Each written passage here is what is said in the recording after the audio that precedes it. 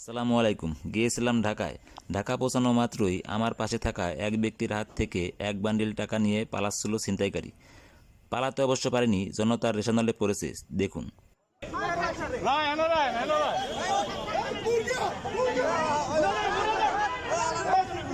ধরা পড়ছে, টাকার বান্ডিল নিয়ে দৌড়তেছিল। চোর ধরা পড়ছে, চোর ছিনতাইকারী টাকার বান্ডিল নিয়ে দৌড়তেছে।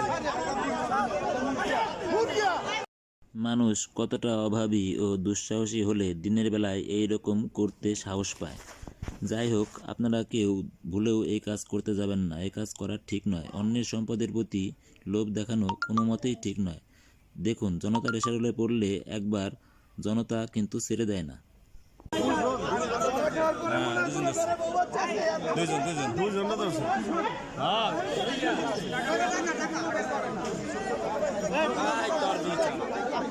সামনে যা লঞ্চ চেয়ারা উঠে না তো এই তলে হ্যাঁ ভিডিও করে লাভ এই যে ম্যাডাম মাথা দেয় চেয়ারা দেবো না, চেয়ারা দিলে সমস্যা আছে।